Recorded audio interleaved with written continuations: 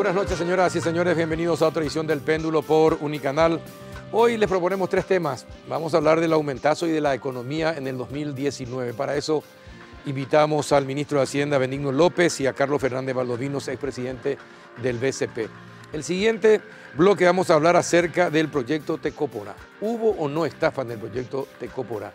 ¿Y qué se puede hacer para recuperar la plata que al parecer se entregaba a gente que no tenía las características para que reciban el subsidio? Y el último bloque vamos a volver a hablar del aumentazo, pero desde la perspectiva de la Cámara de Senadores, porque nos va a acompañar el senador Dionisio Amarilla, miembro de la Comisión Bicameral de Presupuestos, para explicarnos qué pasó, cómo se elaboró, por qué se produjeron los aumentos, quiénes solicitaron, fueron los ministros o no. De todo eso vamos a hablar con el senador Dionisio Amarilla. Antes de ir a la pausa, les propongo ya a mis invitados, vamos a saborear café Lavazza. Un rico sabor, un cuerpo espectacular. Esto lo distribuye Cafepar. Lavazza, el expreso italiano por excelencia. Después de la pausa, ya estamos con el debate.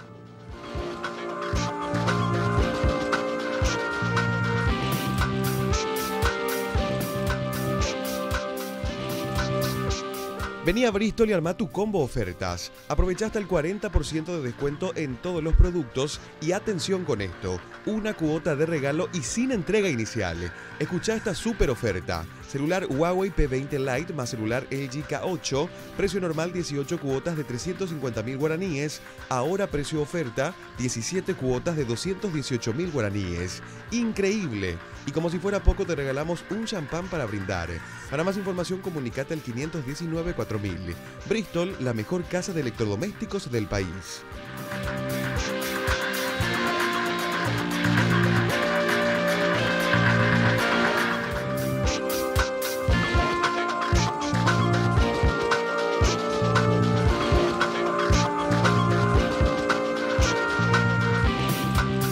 ¿Qué tal, ministro de Hacienda, Benigno López? ¿Cómo está? Buenas noches. ¿Cómo estás, Carlos? Un saludo para vos, para Carlos, para la audiencia. Un gusto estar con ustedes. Gracias por venir al Péndulo. ¿Qué tal, don Carlos Fernández Valdovinos? ¿Cómo anda? Muy bien, buenas noches, Carlos. Buenas noches, ministro, y buenas noches a toda la audiencia. Bueno, les convoqué a los dos y les agradezco que estén presentes. No voy a convertir esto en un ring de boxeo, ya les aclaro. Porque hay posturas muy importantes sobre la economía, desde su visión y desde la visión del expresidente del BCP. Pero primero vamos a comenzar hablando del aumentazo, ¿sí? Porque esta mañana usted decía que se iba a analizar dentro del Ejecutivo y en Hacienda qué iba a pasar con los aumentazos. A la tarde decidió suspender los aumentazos. ¿Por qué? Nosotros estamos en un proceso de análisis continuo de que empezamos a enterarnos de esto y fuimos descartando opciones. Si te recordás, primero que nada quiero decir que lamento que tengamos que perder un tiempo precioso, sí, que podamos hablar con Carlos de temas más importantes para dedicar un poco a esta situación que es una argelería muy grande, ¿verdad? ¿Por qué argelería muy grande? Porque no debería pasar. Si no hay pedido, no hay retorno. O sea, no se debió haber pedido lo que se pidió. Entonces, analizando vimos primero, las primeras informaciones que recibimos eran que se trataban de aumentos que no pasaron por los canales correspondientes del Congreso. En el Congreso. ¿Verdad? Eso, tuvimos una reunión con el presidente de la Bicameral, con el diputado Arnaldo Samaniego, que aclaró que todas pasaron por el Congreso como debiera ser. Entonces, la siguiente discusión pasó, bueno, ya es una cuestión del Congreso, pero cómo fue el proceso de selección de qué se iba a hacer si no pasó por Hacienda. Exacto. Entonces nosotros encontramos que teníamos las atribuciones para arreglar la cuestión, si es que había defectos en el procedimiento o errores en la forma de interpretar las normas, y eso es lo que resolvimos hoy. Hoy pedimos por una resolución de Hacienda a todas las entidades afectadas que nos den todos los argumentos de lo que usaron para hacer lo que hicieron. A los que se beneficiaron con los aumentos. A los que se beneficiaron. Y también suspendimos los pagos hasta que podamos nosotros arreglar la situación presupuestaria, porque tenemos la atribución para hacerlo si es que se dan algunas circunstancias. La buena noticia es que la gran mayoría de los afectados ya me llamaron a la tarde diciendo que iban a hacer lo que el 48 horas de plazo tienen, ¿no? 48 horas para presentar, porque después tiene que salir un decreto, ¿verdad? Pero que sí se avienen porque tampoco participaron del proceso, por decirte de una manera. Y vamos a estar esperando lo que digan las otras entidades que todavía no me pude comunicar, a ver si alguna entidad defiende lo que pasó y con qué argumentos, ¿verdad?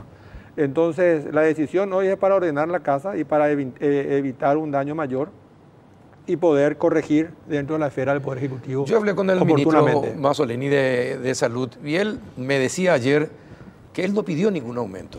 Él como ministro no pidió. Pero sí pidieron los sindicatos. Sí. ¿Verdad?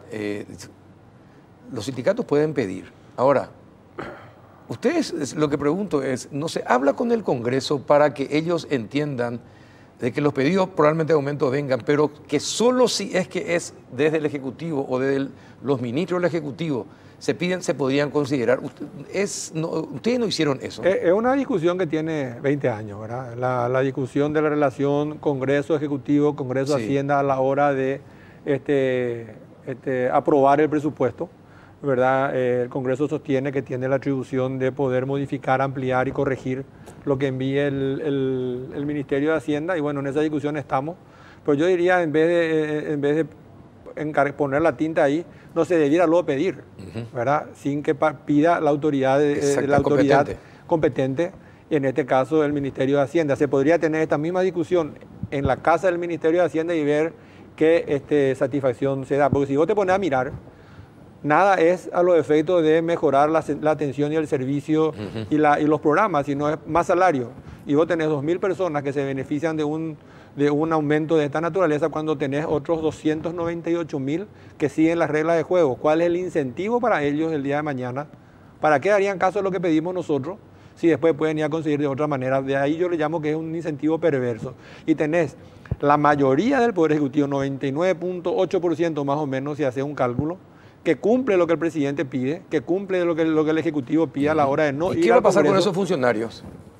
Y con aquellos que consiguieron el aumento. ¿Qué va a pasar? Porque esto es desobedecer la autoridad del presidente. Y vamos a ver que vamos por pasos. El primer paso fue analizar la situación, ver dónde estaba el problema. El problema está más adentro de lo que pidieron, ahí porque ya es una ley que se consiguió, que se obtuvo. Y después vamos a ver los siguientes pasos. Yo iba paso por paso, voy a agotar la vía. No me preocuparía tanto qué hacer con las personas, sino cómo evitar que esto ocurra y cómo poder parar esta situación. ¿Y no puede haber un pacto ejecutivo-parlamento para que de alguna vez, hasta que se modifique la Constitución, se acuerde que el presupuesto del Ejecutivo no se puede modificar? Se puede aceptar o se puede rechazar. Por eso se puede lograr hasta que se cambie la Constitución mediante un acuerdo con el Legislativo. Mira, vamos a hacer historia. Si nos remontamos al 2012, 2011, hoy la situación es absolutamente manejable, ¿verdad? En el 2011 hubo aumentos de casi de 800 millones de dólares, ¿verdad? Que fue lo que nos comió todo el superávit fiscal de los años que manejó el ministro Borda la economía. Y hoy, si te pones a pensar, uno de los cuestionamientos que se ve, ¿por qué no se vetó? ¿O por qué no se impidió? Bueno, el veto es de última ratio. El veto es una cuestión de crisis política. Ya una crisis política. Y ya implica, tiene una cantidad de implicancias, ¿verdad? Nosotros creemos que dentro de la órbita del Ejecutivo podemos resolver este problema y a eso estamos apuntando. Bueno, está bien. Por otra parte, usted me había dicho en Radio 1 de Marzo que el gobierno debe dar un golpe de timón efectivo a la economía y debe empezar a tomar medidas porque no se vienen años muy buenos. ¿En qué se basa?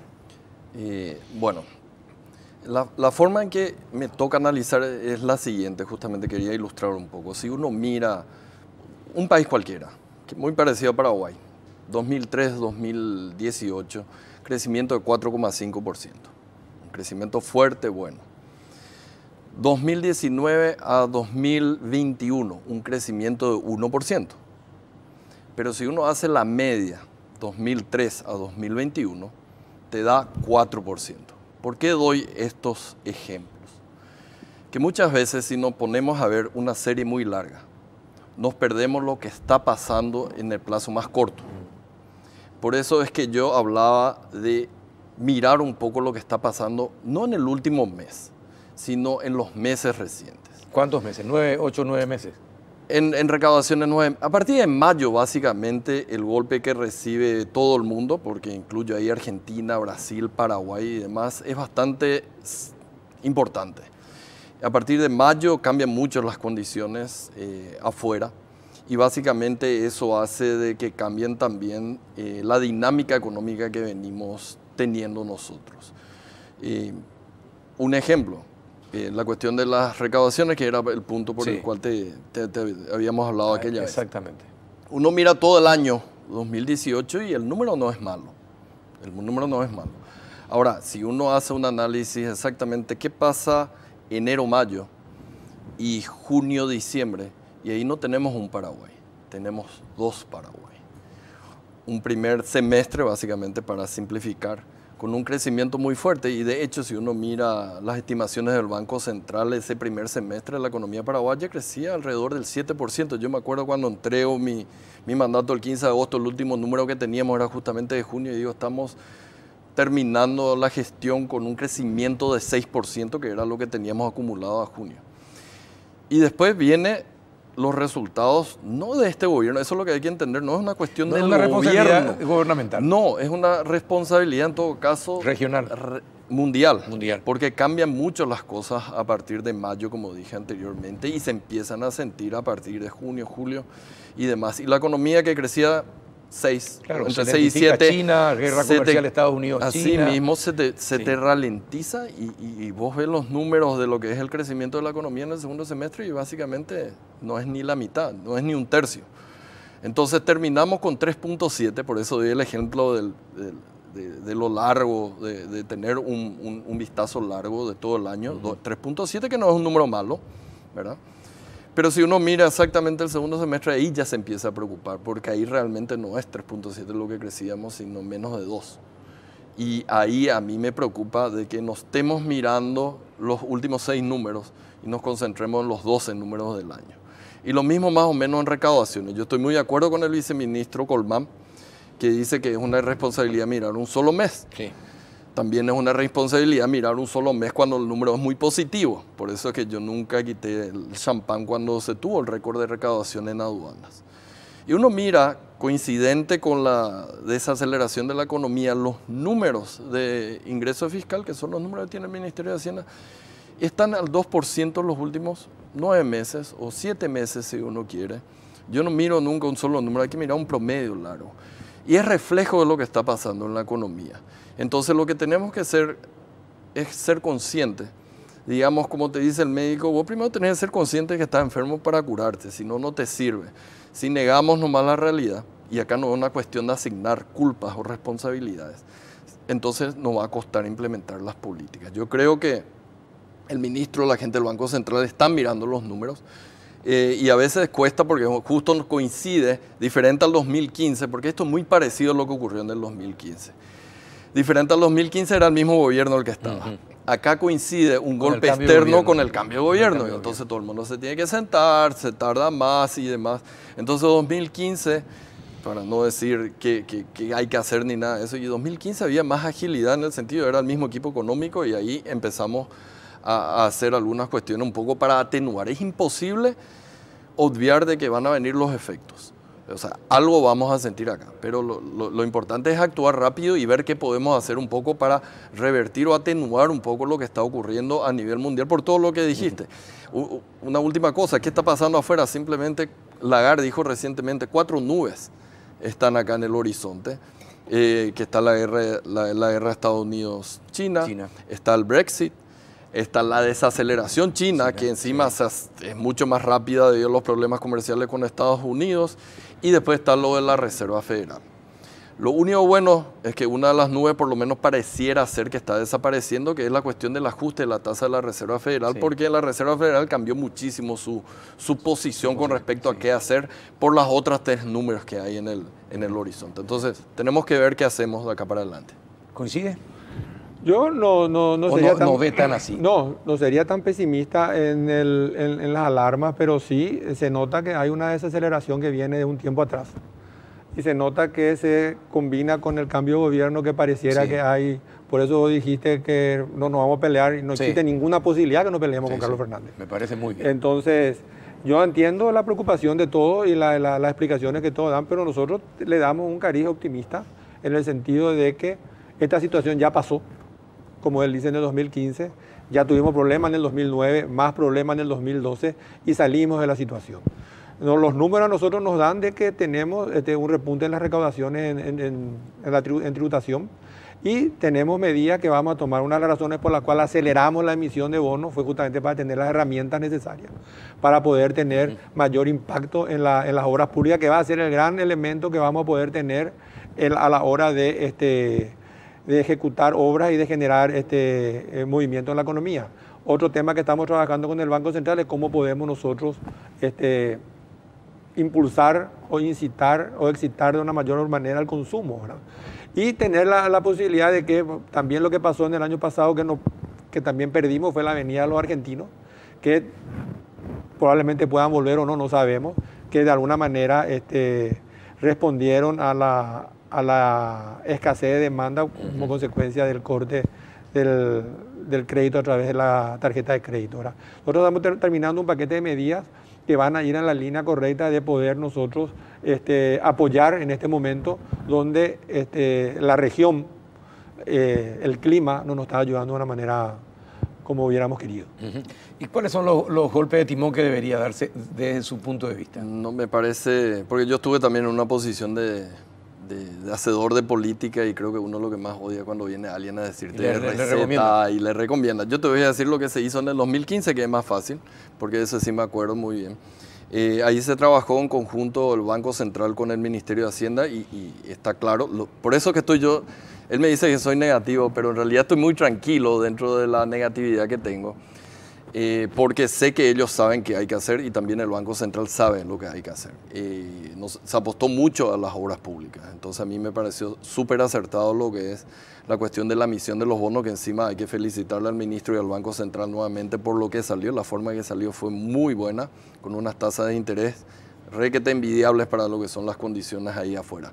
Entonces hay que seguir apostando a la obra pública, la que él dice, y hay que ver qué solución se le puede dar también desde el punto de vista del Banco Central.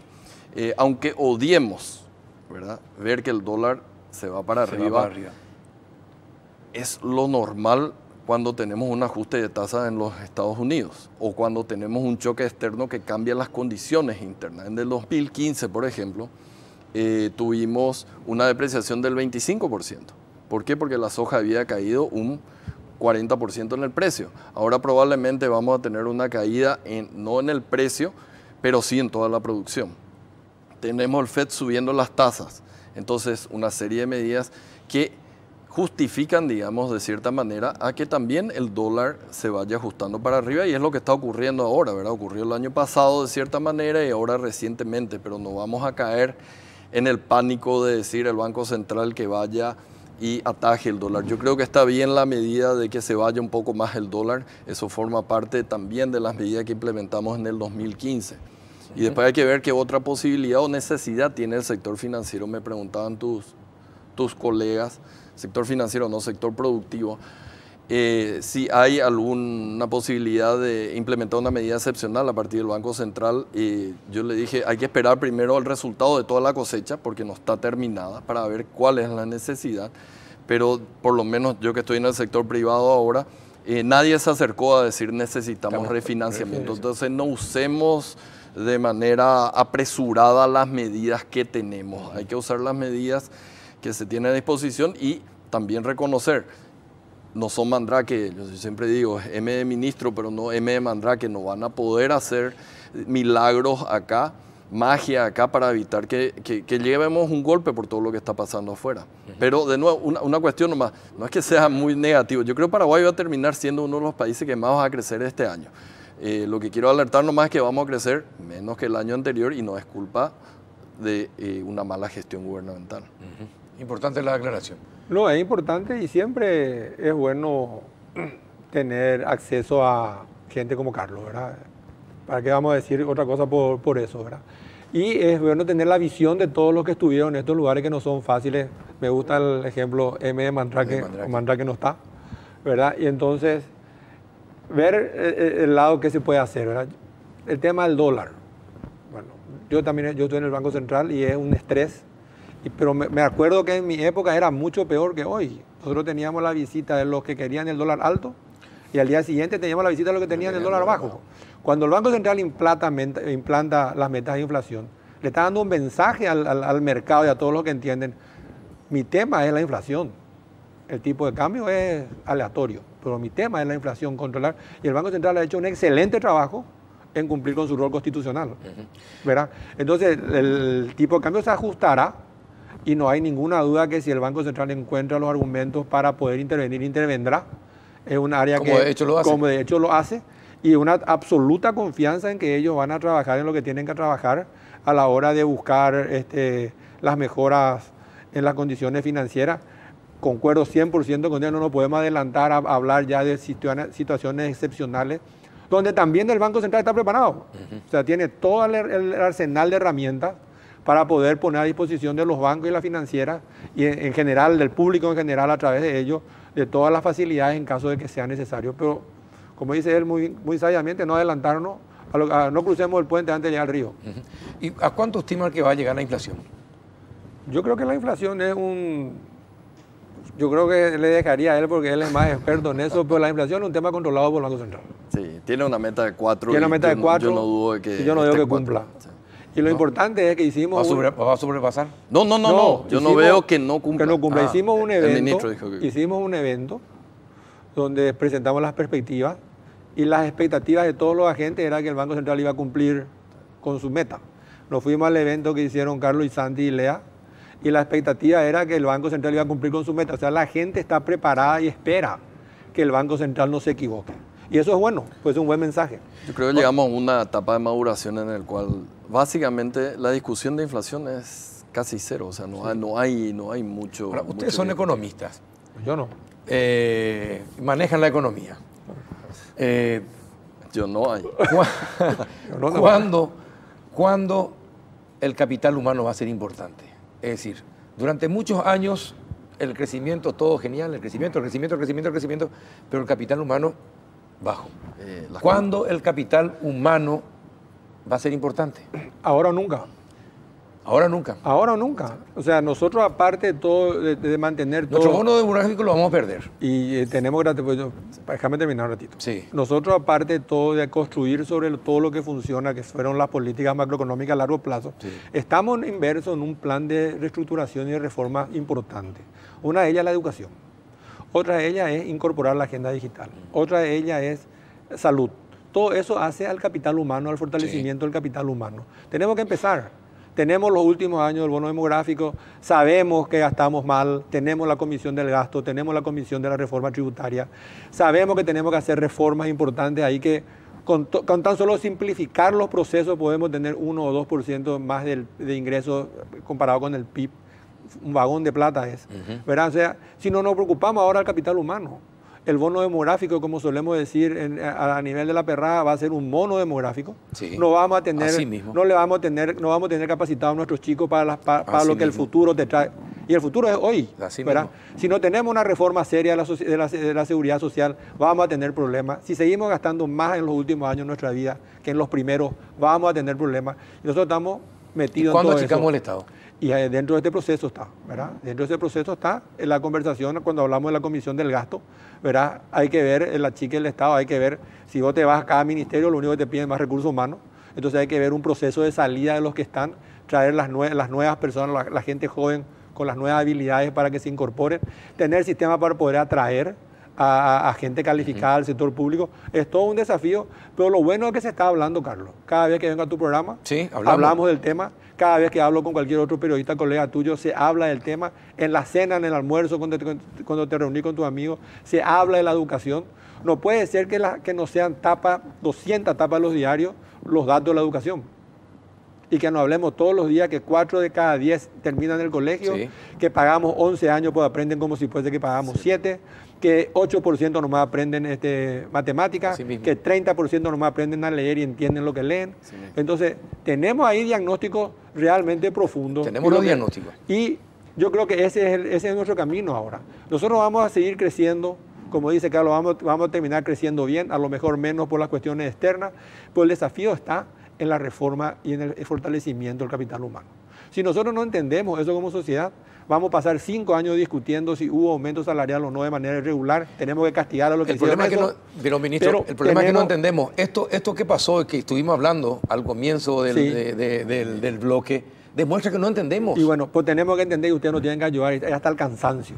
Hasta el cansancio. Tenemos que hablar. Hablamos de un tema, tenemos que meter el tema capital humano.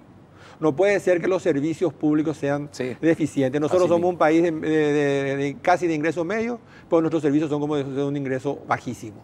Estuve hace poco en Dubái, en el seminario del bienestar, y la política, la mirada que hay es hacia otro lado. O sea, nosotros tenemos que entender que si nos satisfacemos las necesidades de nuestra gente con calidad, de nada van a servir estos números, de nada va a servir lo que hace el Banco Central, el Ministerio de Hacienda. Al final se va a terminar comiendo. Dentro de 15 años, en vez de ser un país preparado para lo que viene, vamos a ser como está Argentina hoy. Mire, como está Brasil, en todo caso, que justamente se comió todo su bono demográfico y ahora tiene un gran problema en la seguridad social. Así que, pero el tema nomás de capital humano, yo soy un fanático porque justo me tocó hacer mi tesis cuando la hice con Robert Lucas, basado en un paper suyo que hablaba justamente que el gran impulsor del crecimiento económico es el capital humano. Así que me queda bien claro de eso. El gran problema muchas veces del capital humano es que es ese árbol que prende en 30 años. Sí. Muchas veces estamos pensando en la próxima elección, no en la próxima generación. Así mismo. Y por tanto cuesta convencerle a los políticos. Bueno, esta es la parte más importante porque no tiene retorno. Es como agua y saneamiento. Son las obras que no se ven porque están debajo, lo único que ve es la gente plagueándose porque tienen que romper todas las calles. Pero es fundamental para dar mejor calidad de vida. Y tenemos que, la cuestión del diagnóstico, ya lo tenemos, creo que lo sabemos y empecemos a tomar las medidas. Lo que yo te dije aquella vez, o te dije ya varias veces, a mí me preocupa cuando se habla, bueno, vamos a meternos más gastos para la educación. Pero hay que ver la calidad del gasto en la educación también. Claro. A mí me preocupa cuando se dice, no, 15% de aumento generalizado para todo el mundo. O sea, ahí se le premia a la persona que se fue a hacer una maestría en España para después venir y al tipo que nunca salió porque no quiso o no trabaja o está ausente. Entonces, hay que meter también la cuestión de meritocracia un poco en la cuestión de lo que es los profesores, ¿verdad? Que yo tengo muchísimo respeto porque mi madre fue una, pero hay que ver bien cómo vamos a gastar ese 7% del PIB. Si vamos a gastar de la misma manera que lo que tenemos ahora, y vamos a tener el mismo resultado, no vamos a ir a ningún lado. Esto que dice de la meritocracia es así, y en los últimos tiempos algunos nombramientos no están precisamente basados en la meritocracia. Eso preocupa también. Y yo creo que hay que ver con los resultados, ¿verdad? Pero 100% de acuerdo. Es lo que estamos diciendo hace rato, ¿verdad? Si no tenés ¿qué es lo que nos condena a nosotros? El generalizado, ¿verdad? O sea, vos no podés hacer... ¿Por qué? Un ejemplo te voy a dar. ¿Por qué no hay tanta indignación por el tema de los maestros como por estos 2.000? Estos 2.000 son 3 millones de dólares, 4 como muchos de los maestros que se fueron a pelear exactamente igual que ellos. De 13 a 16 es 30 millones de dólares más es lo que vamos a pagar el año que viene. Pues este año no se va a sentir. ¿Por qué? Porque ese es general. Entonces ese liga reciben todos. Este fue a dedo, apareciera que. Entonces genera mayor impacto a la hora de cuestionar, ¿verdad? Pero no podemos nosotros seguir pagando a todos por igual sin tener en cuenta la meritocracia. Totalmente. Y no podemos nosotros tener los gastos que quieren llegar sin hacer un proceso de cambio. Ahora tenemos un proceso de modificar la ley para los efectos de la evaluación de las competencias. Hagamos algo, pongámonos de acuerdo de alguna manera, porque si no, no tiene sentido. Totalmente. Bueno, gracias señores por venir. Un espectáculo. Siempre digo que con usted uno tiene que tener 2 horas por lo menos, mano a mano. No, pero en serio. Le digo algo, le transmito algo. Nos están viendo en Chile y le envían saludos. Y me dicen que le diga fuerza. En serio, no dude para tomar las decisiones, aunque sean dolorosas para algunos sectores, pero si conviene al país hay que tomarlas. Me pidieron que le diga y le transmito. Gracias, Cecilia. Bueno, y a usted también gracias por venir. No, muchísimas gracias, Carlos. Un placer siempre estar acá. Bueno, y fíjese lo que vamos a tocar.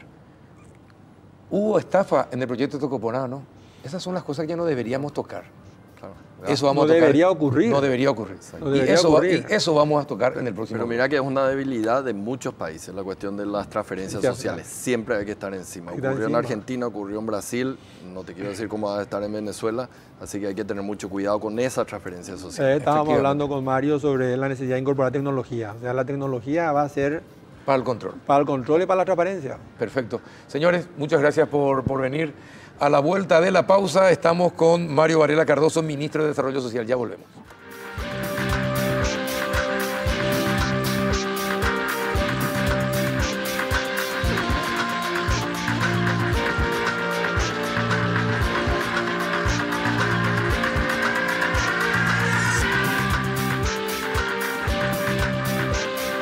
Vení a Bristol y arma tu combo ofertas. Aprovecha hasta el 40% de descuento en todos los productos y atención con esto, una cuota de regalo y sin entrega inicial. Escucha esta super oferta. Elliptical Techno Fitness 5E más planchita Babyliss Optima 3000, precio normal 18 cuotas de 201.000 guaraníes, ahora precio oferta 18 cuotas de 138.000 guaraníes.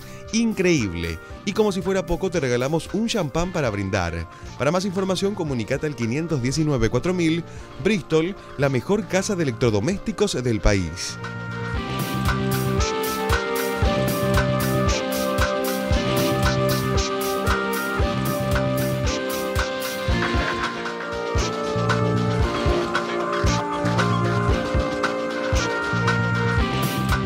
¿Qué tal? Buenas noches, ministro Mario Varela, ¿cómo está?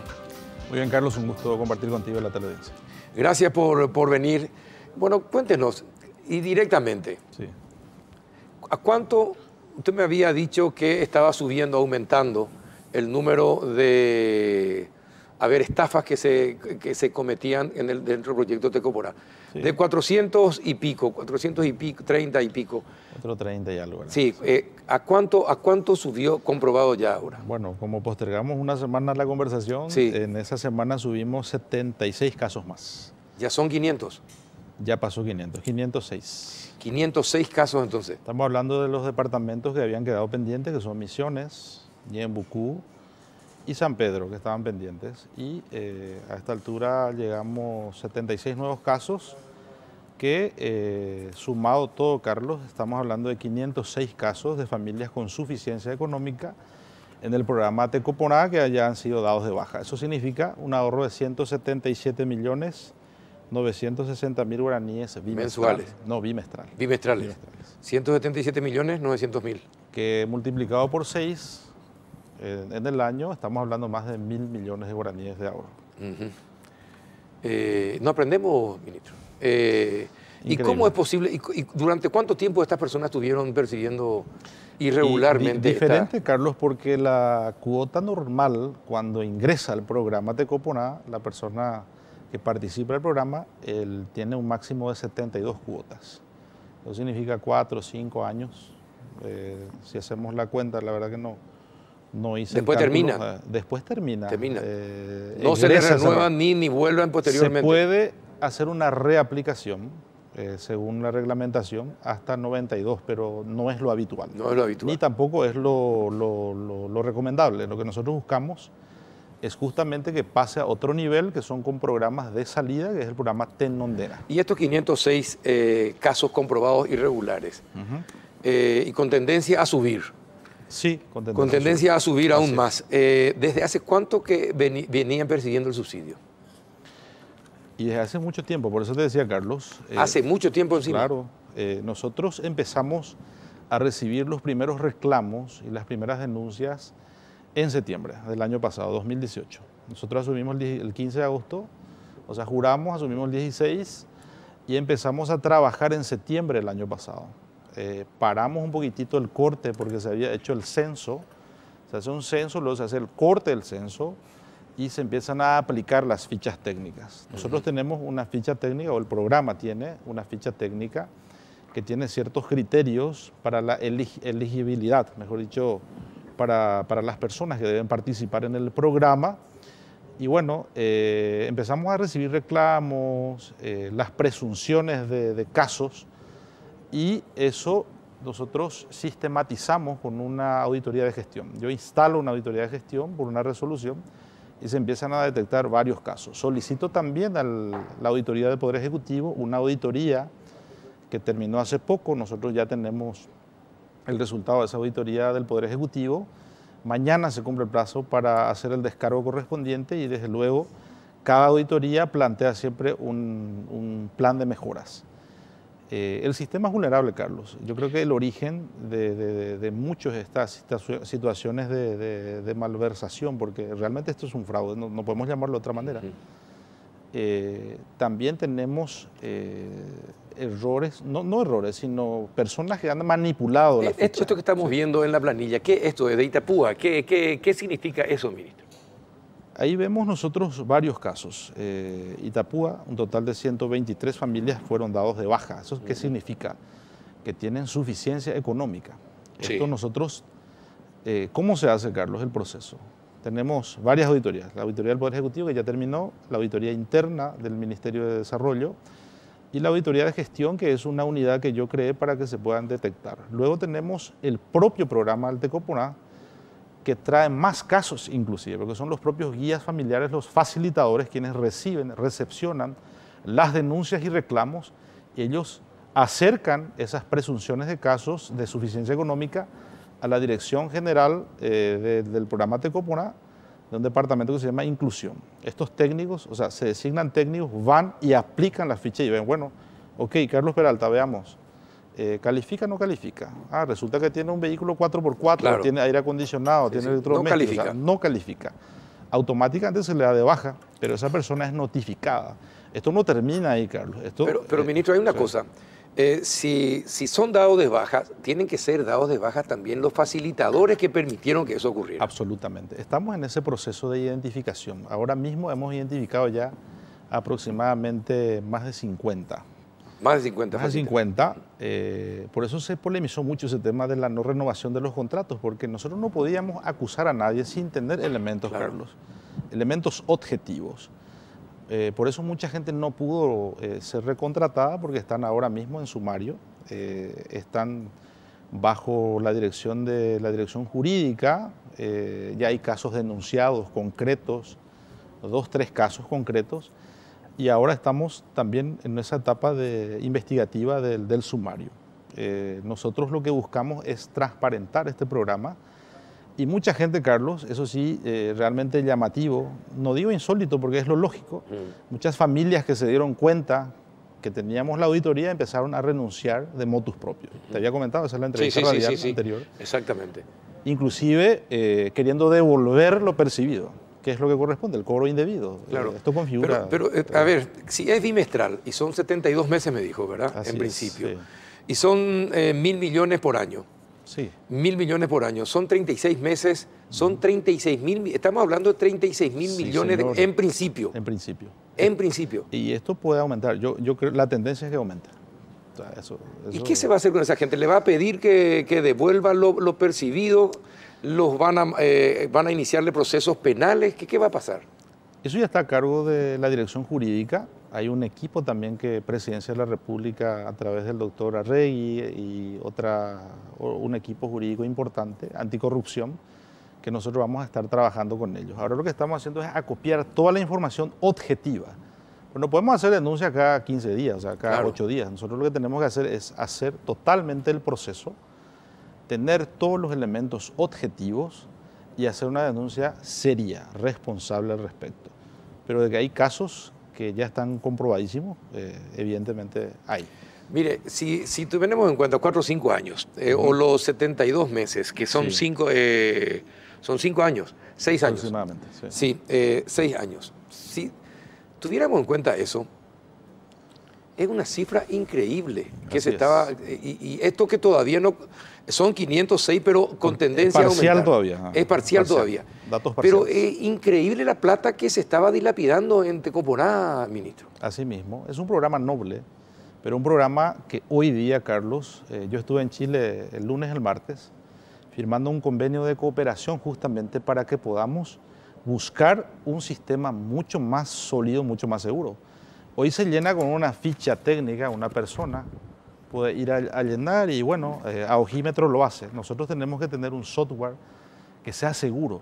Hoy tenemos un sistema que se llama SIGBE, en donde el usuario puede entrar de cualquier punto del país y puede alterar los datos. Ya nos dimos cuenta de eso. O sea, es un sistema totalmente vulnerable.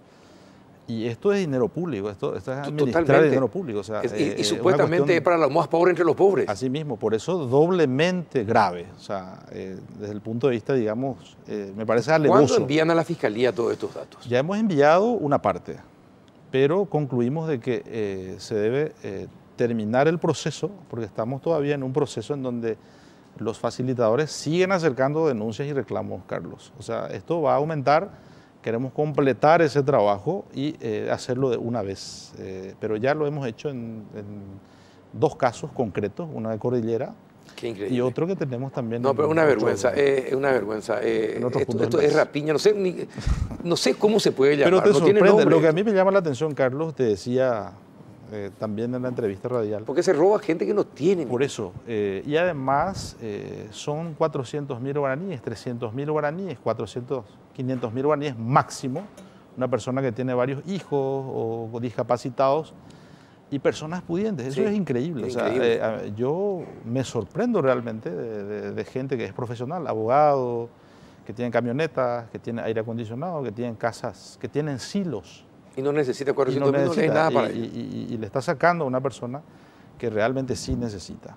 El programa es noble en su misión, en el objetivo, pero este tipo de alteraciones evidentemente... Solamente con estos 506 estamos hablando en 5 o 6 años de 150.000 millones de guaraníes. Sí. Serían, ¿cuántos serían en millones de dólares? A ver, serían cerca de 25 millones, 30 millones de dólares. 6 por 2, 220 millones, sí. Así es. ¿Verdad? Así es. Impresionante. 60 millones de dólares. Pero esto sí tiene que tener el máximo castigo y tiene que ser perseguido hasta el final. Ya se ha denunciado ante la Unidad de Delitos Económicos varios casos. Te cuento un hecho anecdótico para que lo sepas, Carlos, vos y la audiencia. Tenemos una persona que trabaja de guía familiar que le incluye a la hermana. Luego de 2 o 3 meses, transcurridos 2 o 3 meses, la convierte en indígena, porque el indígena recibe un poquito más. Estamos hablando de 450.000 guaraníes. En 2 o 3 meses, la hermana se vuelve sorda. Entonces tiene un poquito más de plus, una cuotita por discapacidad. Claro, pues eso se hace con complicidad con el facilitador. Absolutamente. Entonces, eso es imposible, Carlos, de que se le pueda renovar a esta persona. No solamente no se le debe renovar el contrato, sino que debe ser sumariada y denunciada ante los órganos jurisdiccionales. Y esos son casos concretos que nosotros tenemos comprobados, con documentación. Y bueno, y si tiene ya eso comprobado, todavía no se puede enviar a la fiscalía. No, ya se envió. Eso ya se por envió. eso, sí, hay otro ¿Y caso. quién dentro del el asesor jurídico Sí. acude a la fiscalía, pregunta cómo está el caso? Absolutamente, sí, totalmente. La unidad de delitos económicos aquí en Capital. Porque tenemos que cuidar también ese detalle. Porque cuando van a sus jurisdicciones muchas veces es más complicado poder controlar. Entonces aquí en delitos económicos, la unidad de delitos económicos, gente muy seria, gente calificada que sabe cómo investigar los casos, estamos trabajando con ellos muy de cerca. Así es que Hoy día, ¿cuántas personas reciben el subsidio de Tecopora? más de 156.000, Más de 156.000. así es. La cantidad, una cifra muy, muy alta. Ujú. No es fácil de controlar todo, por eso creo que el sistema es vulnerable, Carlos. Esto hay que cambiar. Estuvimos Totalmente. conversando con la gente de Chile, que tiene una muy buena experiencia. Chile es un país que redujo en 15 años aproximadamente casi 30% de la pobreza extrema en su país. O sea, una experiencia buenísima, con gente muy calificada y estamos en un proceso de formación. Pero hay un tema muy importante, Carlos, que se habla mucho de la contaminación y del clientelismo político también, que Sí. se utiliza. Sí.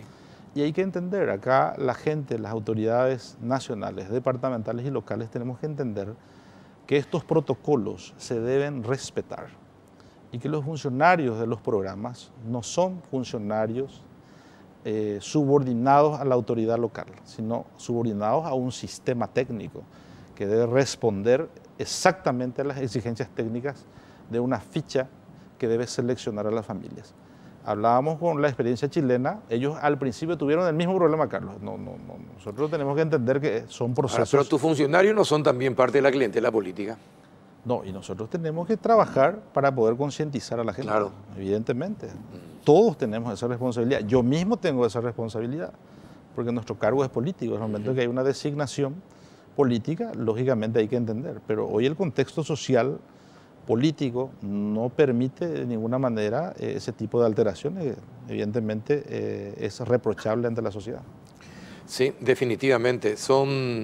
Es mucha plata, es mucha gente que necesita y esto es una gran estafa y es una gran vergüenza. Ojalá puedas transparentar todo esto y aquellos que realmente le escamotearon plata a los más pobres de entre los pobres, Sí. que se vayan, que se vean con la Sean justicia. sancionados, sí. Sí, eso ya queda a cargo del Poder Jurisdiccional, pero nosotros vamos a hacer todo lo que corresponde a nuestra administración, Carlos. Ese es un compromiso que tenemos, no solamente con el señor presidente, sino con la ciudadanía, que es el origen del mandato que tenemos como funcionarios y servidores públicos. ¿Y el sistema de control que van a implementar, de dónde se va a comprar, cuánto va a costar? Bueno, nosotros tenemos que hacer seguramente una reprogramación presupuestaria, porque no tenemos presupuesto para ello, pero con lo que estamos ahorrando capaz que hagamos una reprogramación y tener un sistema que sea mucho más sólido, un sistema mucho más seguro. Ahora tenemos tecnología de punta, el sistema que hoy se aplica es un sistema ya obsoleto. Como te dije, cualquier usuario puede entrar y puede alterar, o sea, puede dar de baja a Carlos Peralta y poner a Juan González y crear una familia con hijos, porque se puede hacer, ya se hizo. Hemos comprobado eso con los técnicos, con los peritos, y bueno, eso hay que cambiar, no sé, tenemos que hacer seguramente un llamado y hacer un Pero el trabajo. software lo van a hacer acá en Paraguay y lo van a comprar del extranjero. ¿Qué piensan? Me dijeron que en Paraguay se puede hacer. ¿Se puede hacer? Se puede hacer, que hay capacidad en la Universidad Politécnica. Así es que vamos a trabajar con ellos, darle también una oportunidad a gente joven, capaz, talentosa, que de repente puede tener esa oportunidad de poder crear un sistema que sea realmente seguro y que podamos custodiar mejor y gastar mejor. ¿Y alguna estimación de cuánto podría costar todo? No tengo ninguna idea, Carlos. No hay todavía no nada. te puedo decir porque todavía no hemos trabajado de eso, pero lo vamos a hacer seguramente en forma gradual, porque no creo que tengamos un presupuesto importante aún como para poder... Pero el ministro dijo que es importante que ustedes tengan tecnología para el control. Absolutamente. El ministro de Hacienda acaba de decirlo. Sí, hablé con él antes de la entrevista. Le comentaba justamente eso, que necesitamos una reprogramación e iniciar un proceso que sea realmente transparente a través de tecnología que pueda realmente respaldar este tipo de programas que en su objetivo son nobles, pero que adulterados realmente pueden dañar muchísimo al Estado y al país. Y bueno, como esto es de urgencia, ¿en cuánto tiempo estima usted que tendrían todo? Y capaz que en 2 o 3 meses. ¿En 2 o 3 meses? Sí. Si tenemos la aprobación de Hacienda, que no creo que haya ningún inconveniente, porque es una reprogramación, podemos iniciar el proceso. Yo creo que este año ya nosotros podemos estar utilizando un software diferente, mucho más seguro, para que podamos tener un programa que sea transparente y que la gente también pueda tener en su propio teléfono el reclamo y que cualquiera pueda reclamar, denunciar y que se pueda abordar eso. ¿Y cuál es la zona donde más se necesita este subsidio, donde más presencia tiene el ministerio? Y tenemos departamentos vulnerables, como el de los departamentos calificados como más pobres, Cazapá, San Siempre Pedro. sigue siendo Cazapá, San Pedro. Cazapá sigue encabezando, sí. Segundo San Pedro, tercero Caguazú, cuarto Concepción. Entonces estamos tratando de priorizar también, es una línea del gobierno, de priorizar aquellos departamentos que están en una situación de pobreza más pronunciada. Pero ¿y esta ayuda le sirve solamente para...? Es un bono alimentario. Es un bono alimentario prácticamente. Sirve ¿no? también para que los chicos puedan matricularse en la escuela, ellos tienen una ficha, tienen que cumplir, la familia tiene una corresponsabilidad. Exacto. Sí. Tiene que tener su hay libreta, exigencias para hay la exigencias de contrapartida. Vacunación. Tiene que tener su libreta de vacunación al día para que puedan percibir. Entonces, te das cuenta, Carlos, lo importante que no puede quedar solo en una ficha en papel, porque queda al arbitrio del guía familiar o del facilitador, que depende mucho de la integridad ética y moral que pueda tener.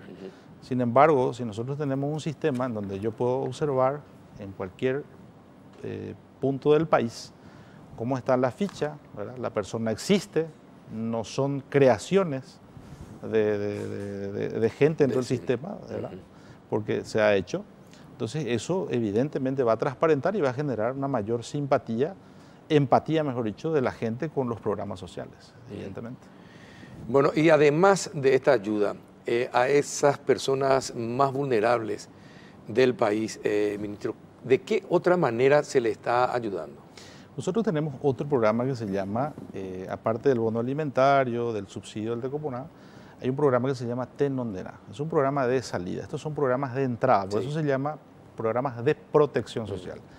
El programa Tenondena es un programa de promoción social. ¿Qué significa eso? Que son programas que apuntan a que la familia o la persona, el titular de este programa, pueda tener un pequeño microproyecto productivo. No podemos nosotros eternizar a la gente en el subsidio, Carlos. Hay experiencias negativas. Totalmente. En el caso de Argentina, que lleva a un descalabro económico financiero importante, Nosotros no llegamos a eso porque el Paraguay no tiene una inversión demasiado fuerte, presupuestariamente hablando, pero sí necesitamos que la gente pueda tener su propio autoempleo, microemprendimientos. Estamos trabajando ahora con SNPP, Ministerio de Agricultura, en donde ya tenemos experiencias Pero hay ya buenas. experiencias exitosas. Totalmente. De gente que termina el programa Tecoporá y ya por lo menos a través de otros tipos de proyectos y de otros organismos del Estado mismo. salen adelante por sí solos. Absolutamente, hay. Te cuento un caso concreto.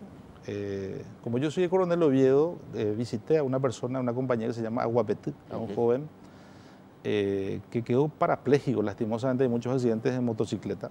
Este chico ha sido víctima de eso. Él apenas puede mover una mano. La DIVEN le donó una silla de ruedas a motor. Este chico ahora va a la facultad, Carlos. Tiene el subsidio del Tecoporá de discapacidad y va a la universidad. Está estudiando él justamente psicología. Un chico interesantísimo, Miguel se llama. Y esos son testimonios de vida en donde el chico va avanzando segundo o tercer año y quiere trabajar.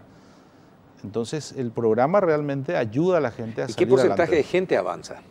Así como Miguel, y sale adelante y se convierte en... Y justamente nosotros, Carlos, estamos creando un sistema de medición. ¿Vos sabías que el Ministerio, la SAS no tenía un sistema de medición? No tenía. No tenía.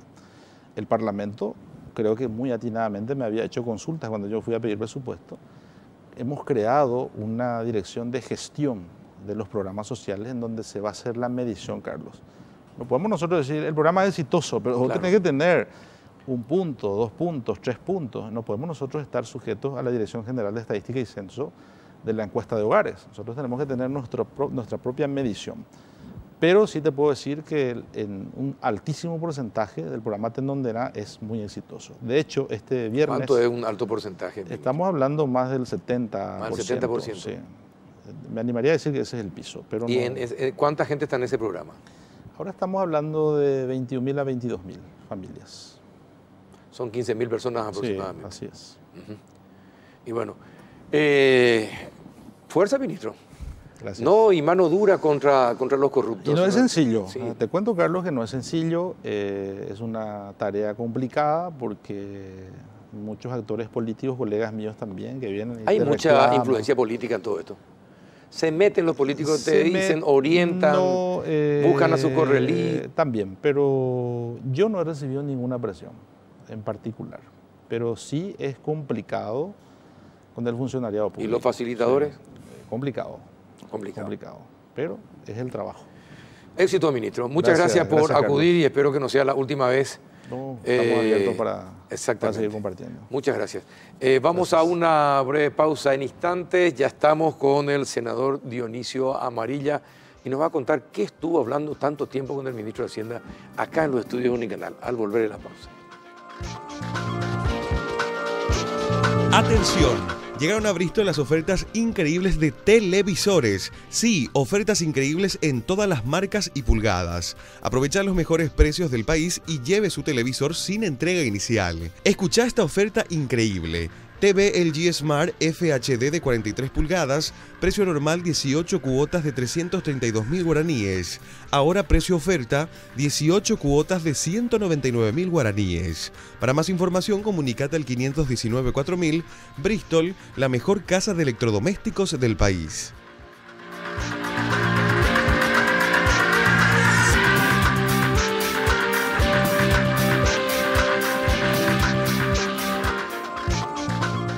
¡Atención! Llegaron a Bristol las ofertas increíbles de televisores. Sí, ofertas increíbles en todas las marcas y pulgadas. Aprovecha los mejores precios del país y lleve su televisor sin entrega inicial. Escucha esta oferta increíble. TV AOC HD de 32 pulgadas, precio normal 18 cuotas de 153.000 guaraníes, ahora precio oferta 18 cuotas de 89.000 guaraníes. Para más información comunícate al 519-4000. Bristol, la mejor casa de electrodomésticos del país. ¿Qué tal, senador Dionisio Amarilla? Buenas noches, ¿cómo anda? Buenas noches, Carlos, aquí para hablar de lo que tanto se habló en estos días. ¿Y qué estuvieron aclarando ahí con el ministro de Hacienda y con Fernández Baldovino? ¿Podía contarnos de qué hablaron? Me imagino que habrá sido de lo que vamos a hablar, ¿no? Claro, De hecho que nosotros hace rato venimos trabajando en la Comisión de Reforma Tributaria y también se instaló ya por el mes de noviembre, a la par del estudio del Presupuesto General de Gasto de la Nación, la Comisión de Reforma del Gasto Público. Recuerdo yo que en una de las tantas reuniones que tuvimos había planteado en el marco de la revisión de la manera en que se programa el presupuesto público la necesidad de analizar los cargos y salarios en el sector público. Yo acabo de mostrarle unos casos llamativos que tenemos en el anexo de personal, nada menos que en el Ministerio de Hacienda, en donde el jefe gana menos que su subalterno. Entonces, ¿le dijo eso al ministro? Le mostré. ¿Y qué dijo el ministro? Y el ministro sabe que eso es producto de la arquitectura institucional que no precisamente ha ganado musculatura en los últimos tiempos. Nosotros necesitamos hacer una revisión completa. Yo fui proyectista del proyecto de ley para dejar sin efecto la matriz salarial cuando era diputado en el 2015. Penosamente en esa oportunidad perdí 78-2, no sé qué perdí, ¿verdad? Pero no importa.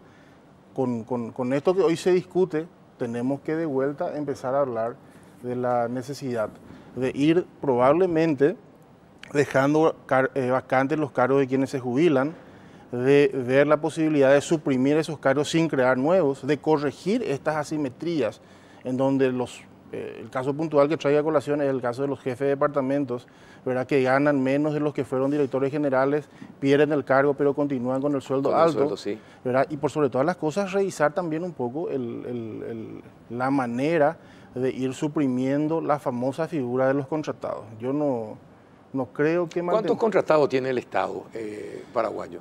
Usted no me va a creer, don Carlos Peralta, que la administración del rubro de contratados es discrecional.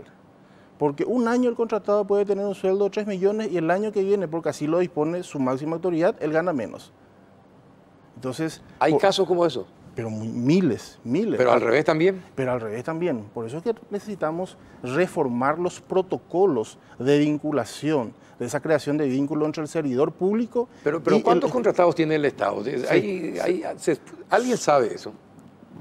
Varía sistemáticamente. ¿Hay alguna estadística creíble desde el momento en que el Ministerio de Hacienda lidera el trabajo en el equipo económico y autoriza el incremento de contratados?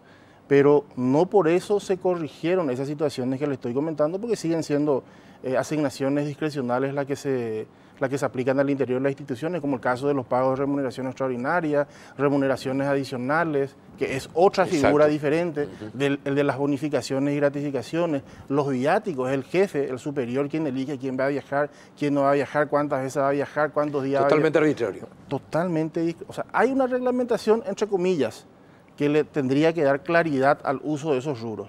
Pero en la práctica seguimos enterándonos, por ejemplo, que salen gente que va para tomarse un curso en el exterior y después termina devolviendo el monto del viático, como se dio en los últimos días, era porque finalmente no puede acreditar su presencia en los cursos.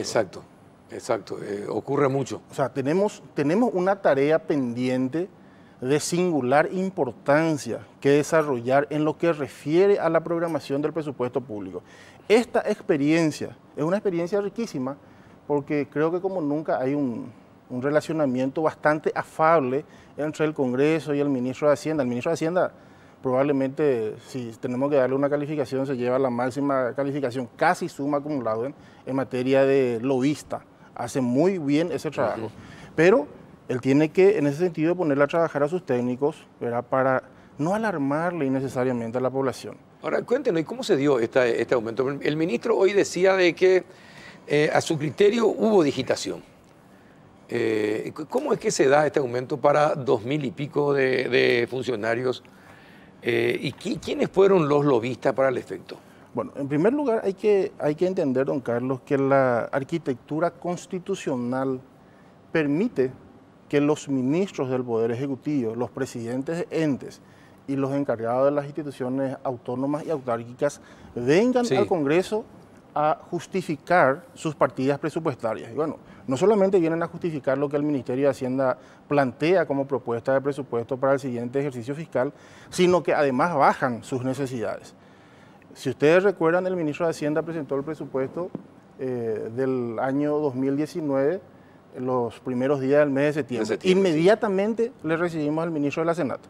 Y el ministro de la Senat ese día bajó una propuesta de un 40% superior a lo que planteaba el Ministerio de Hacienda. Entonces, esa dinámica es la que posteriormente va tomándose nota dentro de la Comisión Bicameral de Presupuesto a la hora de dictaminar los legisladores, porque la estructura constitucional así lo permite. Y esta es una discusión académica que creo que viene de tiempos inmemoriales. En la academia se discute si el Congreso tiene que tener o no la facultad de modificar el presupuesto en las partidas rígidas. El 50% de la biblioteca sostiene que lo tiene, el 50% de la biblioteca dice que no es prudente que lo tenga, nuestro marco constitucional establece que lo tiene, y bueno, esa dinámica es la que permite... Claro, pero hay países que demuestran de que el Congreso lo que puede hacer es rechazar o aceptar el presupuesto, pero no modificarlo. Pero no es nuestro caso, nuestra Constitución. No, yo sé, pero puede haber un pacto. Es decir, primero está el país. Por supuesto. Primero está el país, después están los correligionarios. Pero yo no sé si en el caso que le indiqué se puede hablar de aumentazos. No sé si dónde está la cámara, si pueden tomar nota de esta línea que está pintada. Estoy presentando al público el presupuesto del Ministerio de la Niñez. ¿Qué hicimos ahí? Encontramos que existían licenciados en trabajo social, estadísticos, que estaban ganando menos de los 2.900.000 que le asignamos. Entonces, ¿de qué aumentazo se puede hablar en este caso? Y esta sola línea... No, pero aumentazo es el total, se puede decir aumentazo. La sumatoria de todo, claro. El efecto final, sí, exacto, que terminó siendo de 3 millones de dólares, es lo que irrita un poco. Pero también estas asimetrías generan una situación de hecho que tiene que ser atendido por alguien.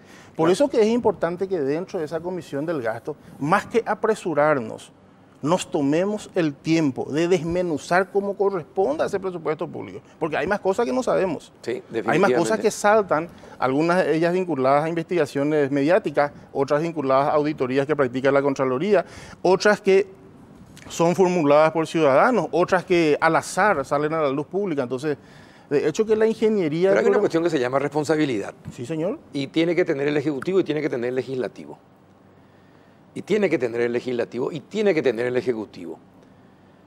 Y sobre todo a la hora de elaborar, la ley más importante del país es la hora en que se tiene que demostrar mucha mayor responsabilidad, senador. No quiero decirle patriotismo, pero sí responsabilidad, porque patriotismo hay mucha gente que no entiende el concepto de patriotismo. Pero responsabilidad sí, y no se puede, es decir, la lógica te indica que si el Ejecutivo, que es el administrador de la cosa pública, por Constitución, te presenta un presupuesto, es porque sabe por qué te está presentando.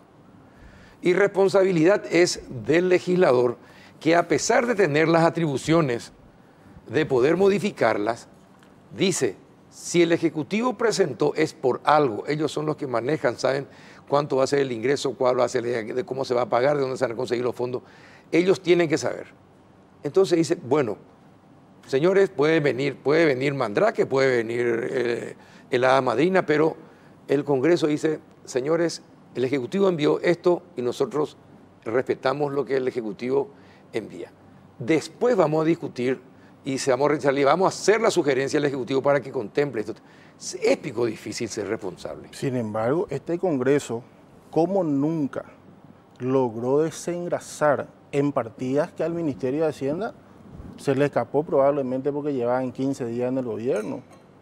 Recordarán ustedes que la presentación del Ejecutivo es superior... Hacienda no cambió de gente. Cambió de gobierno, pero siguen los mismos funcionarios. Usted está trayendo a colación en ese sentido que muchos colaboradores que llevaron adelante la famosa matriz salarial son hoy los que terminan escandalizándose con estos ajustes que se hicieron desde el Congreso, respetando los conductos pertinentes, haciendo público lo actuado, porque eso se televisaron las reuniones de la bicameral, como nunca el presidente de la Comisión Bicameral de Presupuesto, el diputado Arnaldo Samaniego, inclusive ponía a conocimiento de la sociedad quiénes eran los miembros. Perfecto, pero no. Senador, yo entiendo lo que usted, su punto, pero entiendo su punto, pero entienda el mío. Responsabilidad. Este Congreso, es responsabilidad. Este Congreso como nunca, don Carlos, actuó con responsabilidad. le hemos aprobado cerca de 1.000 millones de dólares de préstamos al gobierno con una celeridad que usted no se imagina. Y si hubiese estado con el ministro de Hacienda, él hubiese confirmado esa situación. Desde la Comisión de Hacienda, nosotros los convocábamos, a los ministros refiero, para que estos traigan los argumentos, y varias veces tuvimos que reagendar inclusive las reuniones de manera tal a darle la posibilidad de que esos proyectos que le interesa a la ciudadanía, como el caso de que el caso que afecta a la ANDE, que tiene media sanción, que fue modificada en algunas letras en la Cámara de Diputados y que seguramente lo vamos a tratar en la Comisión de Hacienda en la primera sesión al iniciarse este periodo legislativo, en donde el Tesoro va a dar el aval para que la ANDE contrate llave en mano la posibilidad de ampliar su infraestructura por valor de 300 millones de dólares. No tenemos experiencia. ¿Infraestructura en qué? Infraestructura en redistribución. Ah, la redistribución. En redistribución. Perfecto. Entonces, perfecto. La gente dice, se están apurando, esto tiene que ser discutido, no tenemos la experiencia, ¿será que nos van a digitar? Hace 20 años, 30 años atrás no se hubiese hecho todo eso. No van a digitar las licitaciones. Este presidente de la Comisión de Hacienda del Senado, sin embargo, tomó el toro por las astas porque era un expediente que llevaba un año en la Comisión de Hacienda, lo trajo a colación, lo puso a discusión y estamos a punto de hacerlo aprobar. Cuando se presentaron los proyectos de leyes, una de ellas inclusive yo lo suscribí, nosotros no tuvimos problemas en convocarle al Ministerio de Hacienda y decirle, señores, si ustedes no hacen las reformas en el ámbito tributario, nosotros tenemos esta propuesta, ¿qué les parece?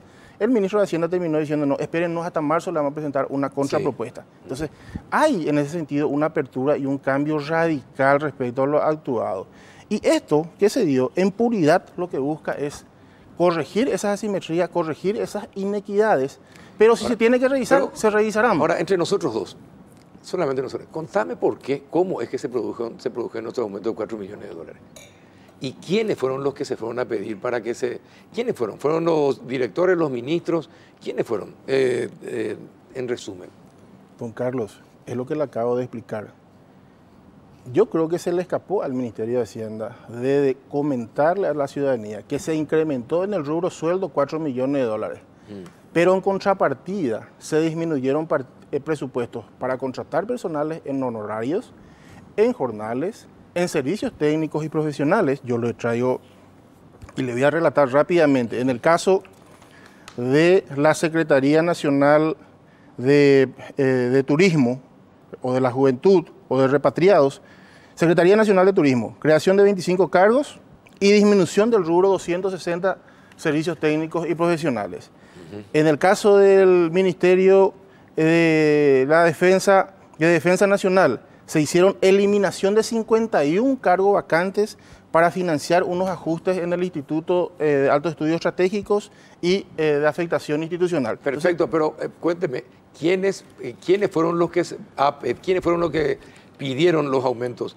Para los ministros del Poder Ejecutivo, y no para los 300 y pico, como decía el ministro. Los pedidos fueron del orden de los 20.000 y terminó concediéndose 2.100. A la luz del sol, los ministros planteaban sus reivindicaciones. Fueron los ministros. Pues yo hablé con el ministro Mazzoleni y él me dijo, yo no pedí aumento para el Ministerio de Salud. Fueron los sindicatos. Es decir, el Congreso escucha a los sindicatos y no al ministro. A todos. Perfecto. Pero el Congreso le hace caso a los sindicatos y no al ministro. A todos. El Congreso evalúa a través de sus miembros, a través de las comisiones. ¿Con qué criterio evalúa? Y le acabo de mostrar, con esos criterios que tiene usted en su mesa. ¿Qué hace cuando viene y le plantea la ministra de la Niñez que crearon el ministerio y no los viceministerios para hacer funcionar esa nueva estructura? ¿Atiende o no atiende esa necesidad? ¿Espera o no la venia del Ministerio de Hacienda? Se toma una decisión política, se comunica al Pleno, se discute, se escuchan las voces disonantes y posteriormente se somete a votación. Y la propuesta que gana es la que termina impactándose en el anexo de personal de la institución. Lo mismo ocurre con las partidas del gasto. Y ahí, de esa dinámica, surge el presupuesto público. Que el Ministerio de Salud fue el que más tuvo la mayor cantidad de funcionarios con incrementos. 500 y algo. Porque están los del CENEPA dentro de ese presupuesto. Sí, perfecto. ¿Y quién fue el que pidió? Entonces fue el de CENEPA. ¿Fueron los sindicatos de CENEPA? ¿Quiénes fueron los que pidieron? En ese sentido se recibió la visita porque ellos tienen una estructura en donde hay un director general, vinieron los gremialistas y hubieron legisladores que se hicieron cargo de esa propuesta. ¿Quiénes? Hay que revisar el archivo. ¿Usted no recuerda? Imposible recordarse en detalle de todos los casos. Pero en el caso de la Secretaría de la Niñez sí recuerdo que fue la... No está bien la Secretaría de Niñez, pero Sí. ¿sabe por qué? Porque estamos hablando de la responsabilidad. Esos parlamentarios tienen que ser responsables. Si el ministerio le envía, si ya el ministro vino y les dijo cómo quería que fuese el presupuesto, ¿cómo es que van a tomar esa decisión? Finalmente de ser los que toman y piden los aumentos. Pero yo le traigo a colación el caso del Ministerio de Educación y Ciencias. El Ministerio de Hacienda propone un incremento salarial del 13% desde enero Sí. y en el Pleno se modifica a propuesta de algunos legisladores la propuesta y se lleva al 16%. Al 16%, sí. Con efecto 9 meses. Bueno, esa dinámica fue televisada. Hubieron legisladores que plantearon. Tuvo mayoría en materia de acompañamiento, inclusive hubieron legisladores del oficialismo Ahora, ¿cuánto? que acompañaron esa propuesta. Dígame una cosa, ¿cuánto de política, de clientelismo, de no querer perder los votos influye en la decisión de los parlamentarios? Honestamente. En mi caso, cero. No, pero honestamente. En mi caso, No en su caso, en general. Mira, yo creo que el político en sí tiene ese acercamiento con el funcionariado público porque la oficina legislativa es un poco más abierta que las otras instancias del sector público. Entonces, probablemente en algunos casos puede que incida, pero en el aspecto macro no creo que marque la diferencia, don Carlos, porque en primer lugar hay conciencia en el ámbito del Congreso Nacional y en especial en la Cámara de Senadores, en el sentido de buscar entre todos construir día tras día esa patria que soñamos todos. Por eso es que justamente estamos dándole andamiaje a proyectos de envergadura como el financiamiento de la Ruta Traschaco, por ejemplo, que fracasó en el gobierno anterior. En 15 días nosotros aprobamos ese proyecto, le invitamos al ministro de Obras Públicas, hicimos una audiencia pública y eso salió por un tubo en el Congreso de la Nación. ¿El Senado cuántos aumentos de personal tuvo? El Senado tuvo 17 creaciones de cargo para desprecarización. 17, ¿qué quiere decir eso? ¿Que eran los contratados que pasaron a ser Los permanentes? contratados que pasaron a ser permanentes. ¿Y cuántos nuevos funcionarios tiene? Porque entran, pues con los parlamentarios entra una partida de personas. Y con los parlamentarios nuevos hay gente que salen también. Sí, claro. Y se compensan. ¿Se compensó? Se compensan. Salieron 3, entraron 3. Cada legislador tiene como máximo 3 colaboradores. ¿Y en diputados? Eso no sé. No manejo yo esa estadística. Se hablan de que son 3 también. Otros dicen que fueron 300 globalmente. Ellos son 80. Porque la dinámica de contrato, la acabo de explicar, da cierta discrecionalidad para ir determinando Y mes esa por mes. discrecionalidad es lo que es peligrosa. Y esa discrecionalidad hay que combatir. Por eso que hay que buscar la desprecarización, Y pero entonces, en serio. Perfecto, pero si una persona es discrecional en el manejo del personal, puede ser discrecional el manejo del presupuesto. De hecho lo es. Entonces, ¿cómo confiar? ¿Cómo confiar entonces? Uno necesita confiar en su parlamento, necesita confiar en su poder judicial y en su poder ejecutivo. ¿Cómo uno va a confiar en el legislativo? Y hay que reformular los protocolos, don Carlos. Es lo que le acabo de decir. Esta matriz, ¿Y qué cuesta? ¿Y qué cuesta? ¿Y por qué no se hace? Y esta matriz presupuestaria que heredamos de tiempos inmemoriales tiene que ser revisada. No puede el Ministerio de Hacienda desentenderse de las asimetrías que se sostuvieron con, no digo complicidad, con venia de ellos. Se aprobó una matriz salarial en donde la nómina de funcionarios que se presentó en su momento al Congreso no se condice con la asignación posterior. ¿Y quién tiene la llave para que eso suceda o no? Y tienen instancias técnicas, no la tiene la instancia política. El político ve el anexo personal, así como usted lo tiene ahí a la vista, con el cargo de ministro, viceministro, profesionales, director. Yo no sé quién es el director de... Claro, el presupuesto no tiene los nombres. De la línea 7000 Sí, cierto. en el ministerio Tampoco. tal. Imposible que yo sepa. Quienes tienen esos datos son, entre comillas, los burócratas que fueron a Harvard, que fueron a Chicago, que estuvieron en la Universidad Politécnica de Madrid, en la Complutense, y que hoy quieren despreciar la voluntad de los que quieren hacer bien las cosas. Porque esto de alguna manera cuenta con la complicidad de mucha gente. Entonces, mi propuesta es concreta y se la bajé en la Comisión de Reforma del Gasto. Señores, hablemos en serio. hagamos una revolución e instalemos la carrera de cargos y salarios en el sector público, en el servicio civil. Eso va a permitir que cuando yo deje el cargo de director general, vuelva a mi cargo anterior y no tenga esos complementos salariales que irrita, pero con razón pero a la también, ciudadanía. Correcto, claro. Pero Irrita y de esa parte es sobremanera. la irresponsabilidad de agarrar y aceptar como derechos adquiridos cosas que no son así. Y ahí tienen ustedes, tienen la potestad de Si no mal negarse. recuerdo, nuestra ley de la función pública tiene cerca de 100 presentaciones de acción de inconstitucionalidad. Y hasta ahora no ha surgido del Ejecutivo una propuesta para modificar esa ley. Generalmente los técnicos van más en discurso que los propios políticos. Claro, pero háganlo ustedes entonces. Pero el Ministerio de Hacienda y la Secretaría de la Función Pública nos dicen... Cuando presenten déjenos ustedes un proyecto, ahí se van a apurar en Pero hacerlo. yo he presentado el proyecto de ley en el legislativo anterior para suspender el retiro voluntario. Por fin en este presupuesto, a iniciativa del legislativo, se suspendió el retiro voluntario. Y usted sabe, porque yo en varios programas escuché por radio, el manejo súper arbitrario de esa partida presupuestaria. Sí. El legislativo propuso suspender el retiro voluntario por este ejercicio fiscal. Nos miraron mal. Se enojaron algunos. Hicimos reprogramaciones de los famosos premios que se reciben en la Subsecretaría de Tributación. Reasignamos otras partidas presupuestarias. Financiamos el programa del cáncer con la disminución de esas partidas. O sea, estamos avanzando en ese sentido porque de una amenaza que teníamos en puerta de huelga de los funcionarios de un ministerio determinado, finalmente terminaron entendiendo que la dirección que administra el Programa Nacional del Cáncer no podía continuar con ese presupuesto escuálido. Y así fuimos ganando terreno. Entonces, creo que en ese sentido estamos construyendo musculatura institucional, si bien tenemos este tipo de discusiones con mucho esfuerzo, don Carlos, y lo hacemos a cara descubierta y reconocemos que hay cosas que corregir, pero también exigimos que nuestra contraparte asuma la dinámica que exige hoy la ciudadanía, porque la dinámica a la cual tenemos que someternos va a generar estrés, va a generar probablemente que se trabaje no solamente 8, sino 12, 14 y 15 horas, y en algunos casos no se recibirán las remuneraciones, y por sobre todas las cosas exigirá que se comunique de manera transparente lo que se está haciendo. Si tenemos que presentar el anexo del personal con nombre y apellido, y ensayemos en 2 o 3 ministerios, y va a ver cómo eso va a ir cambiando, don Carlos. Porque finalmente este anexo no le sirve a usted ni me sirve a mí. No sirve. Tiene muchas trampas. Tiene muchas trampas. No le sirve a usted, no me sirve a mí. Somos prisioneros de esas trampas. Pero necesitamos ser honestos. Conocemos las trampas, pero necesitamos ser honestos. Es tan...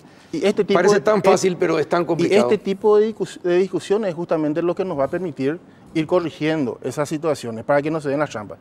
Yo creo que a partir de esta situación, el Ministerio de Hacienda tiene que decir, bueno, señores, este es el anexo de personal para el 2020 y estos son los nombres y apellidos. Y ahí vamos a ver si hay planilleros, si no hay planilleros, si corresponden o no los salarios, si quiénes son, por qué están comisionados, por qué no están comisionados, dónde trabajan, qué función cumple, etcétera, etcétera.